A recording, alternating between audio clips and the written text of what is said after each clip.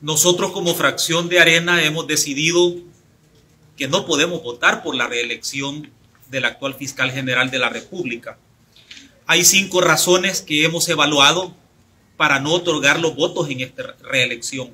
La primera es que el fiscal actual fue un fiscal impuesto, sustituyendo a uno que fue quitado del cargo, que fue destituido del cargo sin el debido proceso legal, y él aceptó sustituir a este fiscal.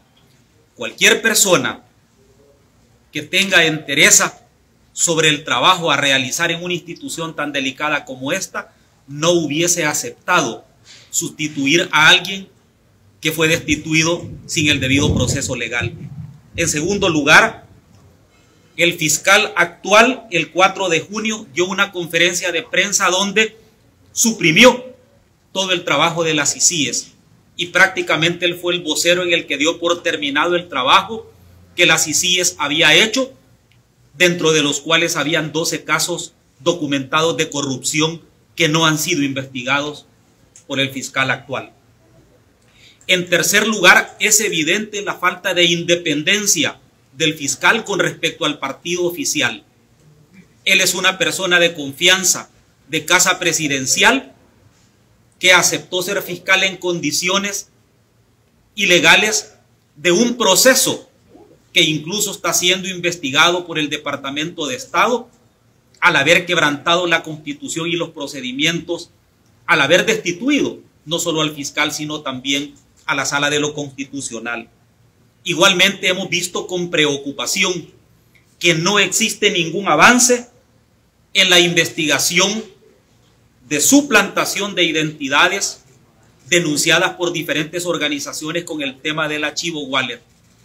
No han existido tampoco adelantos o avances sustanciales en el tema de la investigación de feminicidios, de cementerios clandestinos, ni de desaparecidos. Por el contrario, hemos visto una ocultación de las cifras sobre estos temas.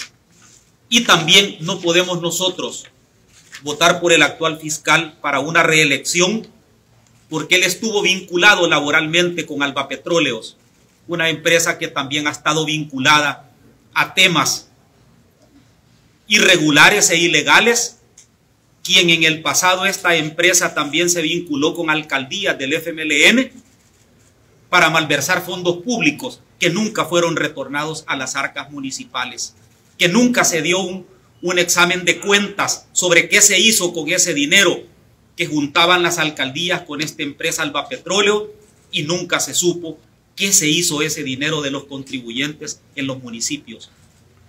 Por tal razón nosotros no vamos a acompañar esta votación.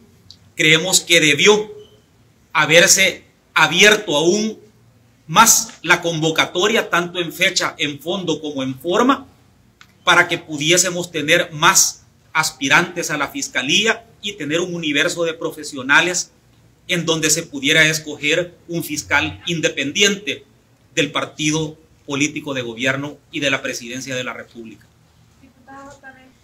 Existen 2 problemas graves en el presupuesto general de la nación. El primero es que no se tiene dinero para financiar la brecha, que es alrededor de 1.400 millones de dólares. Hasta el momento el Fondo Monetario Internacional no ha llegado a ningún acuerdo para poder apalancar el presupuesto general de la nación. Entonces se aprobaría un presupuesto sin financiamiento, lo cual sería delicado, y por primera vez en la historia de El Salvador se aprobaría un presupuesto al que le hacen falta 1.400 millones de dólares. Ese es un tema relevante. El otro tema importante es que todavía existen partidas sobregiradas en el presupuesto, innecesarias, que deberían de redestinarse para otras finalidades, como por ejemplo comunicaciones de casa presidencial, que lleva millones de dólares, cuando ese dinero pudiese destinarse para vivienda mínima, pudiese destinarse para medicamentos del Hospital Rosales, pudiese destinarse para la reconstrucción de escuelas.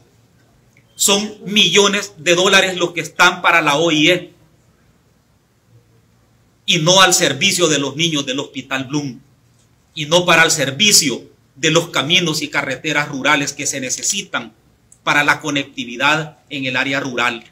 Se privilegia más la OIE que las necesidades reales del pueblo. Entonces, todavía existe un desajuste y un desbalance de prioridades de este gobierno, en donde hemos visto con tristeza cómo este gobierno no ha ayudado para el alivio en el aumento de la canasta básica, pero sí hay millones para la Chivo Wallet, sí hay millones para regalar y para especular en el mercado financiero, y se olvidan de las verdaderas necesidades que tiene la población. Por esa razón consideramos que el presupuesto todavía debe ser reajustado y analizado en función de las prioridades de la gente y no de las actividades del Estado que no le traen ningún beneficio a la población. Yo lo que dije en la entrevista es que he leído en las redes sociales que le atribuyen las renuncias a algunos exalcaldes o exconcejales porque pueden estar recibiendo beneficios o porque les han prometido obras a través de la DOM o porque tal vez les han prometido impunidad en señalamientos ante la Corte de Cuentas o la Fiscalía. Eso lo he leído en redes sociales y ha sido público. Eso fue lo que yo dije. Nosotros no podemos aseverar una situación de esta naturaleza porque no conocemos al detalle. Simplemente traslado lo que la opinión pública dice sobre esta serie de renuncias. No me cabe ni la menor duda de que pueden existir gente muy buena que se puede estar retirando del partido, y por eso es que nosotros nos sumamos a las voces de que debe de elegirse una dirigencia lo antes posible para que el partido tenga una cabeza de conducción y pueda redefinirse el trabajo territorial, sobre todo del partido, no para convertir a Arena solo en una oposición política, sino en una opción de gobierno en el 2024. Yo creo que hubo un error de apreciación de parte del licenciado Javier Argueta. Él es un buen abogado, es una persona muy estudiosa, y estoy seguro que esa opinión la emitió en un momento en el que no analizó suficientemente el alcance de sus palabras. Porque al entender realmente lo que él dijo, prácticamente los invita a cometer una ilegalidad. El artículo 191 del Código Procesal Penal exime de responsabilidad a los periodistas por la crítica periodística, por la crítica política o por el contenido de investigaciones periodísticas. Por lo tanto, no puede asumir el periodista responsabilidad penal por lo que él informa. Entonces creo que él se equivocó en la apreciación. Ojalá que él corrija ante la opinión pública, porque si eso fuera así, yo creo que los mayores responsables de criticar sin fundamento es precisamente la bancada oficialista, quienes incluso utilizan redes sociales y el anonimato de las mismas para poder imputar a muchísima gente de la oposición acciones que no tienen fundamento. Entonces yo creo que el licenciado Argueta tiene que rectificar este tema. Creo que se equivocó, hizo un mal análisis jurídico, porque reitero, los periodistas no son responsables penalmente por lo que informan, sobre todo porque la fuente de información que han transmitido es un informe del Departamento del Tesoro de Estados Unidos y no una situación digamos, particular o la opinión personal del periodista, sino únicamente ellos están transmitiendo lo que dijo el Departamento del Tesoro. Yo creo que hay desconocimiento de parte de él de cómo se elabora un informe del Departamento del Tesoro. Creer que el Departamento del Tesoro toma como fuente lo que dijo un periódico digital y eso le va a servir para hacer un informe de la magnitud del informe Maninsky, francamente es no conocer cómo se elaboran estos informes. Estos informes se elaboran sobre la base de la creación de un comité de especialistas en cada país, en donde se analizan y se investigan hechos, fuentes, se contrasta información. No es simplemente lo que diga un periódico y eso se toma como base. Yo creo que hay que leer un poco más sobre este tema.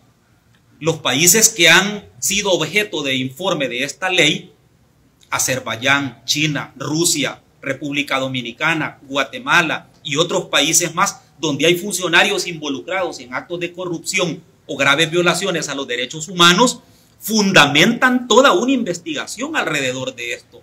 Entonces yo creo que Afirmar de que esto fue producto de un informe de un periódico digital es no conocer cómo se elabora un informe de esta naturaleza. Realmente tengo muy poca información, lo único que sé es exactamente lo que la nota periodística emitió. Yo creo que hay que respetar a los jueces, hay que respetar también sus decisiones judiciales, sobre todo cuando son apegadas a la ley y a la Constitución, y no se pueden utilizar tampoco fondos públicos para financiar protestas en contra de jueces para desestabilizar la independencia judicial. Eso creo que es grave en el país, y precisamente por actos como este es que hay funcionarios en la lista Engel y en el informe de la ley Maninsky. Estamos analizando justamente en este momento, nuestro equipo de abogados está analizando nuestro endoso de confianza a estos convenios, que por cierto, uno de ellos, El Salvador, es el único país en América que no lo ha suscrito y que tiene que ver con el tema de la desaparición forzada. En ese sentido, nosotros vamos a sentar posición en el momento en que esto se discuta, tanto en la comisión como en el pleno respectivo, si es que pasa. Creo que son instrumentos internacionales importantes para que el país pueda contar con estos elementos, sobre todo el apoyo de Naciones Unidas para la búsqueda y localización de personas desaparecidas. Esas son las que ya no deben de existir en el país. Los diputados estamos para apoyar todo lo que le sirva a la población, no para hacer análisis políticos de qué ONG está con qué partido político. Lo que esto realmente nos da a entender a nosotros es el poco compromiso que estos diputados tienen con lo que le ayuda a la población. Ellos solamente tienen compromiso con el partido oficial, ¿verdad? Pero no tienen compromiso con la sociedad, tampoco con lo que le sirve a la gente. Por eso es que ellos siempre votan con el partido oficial.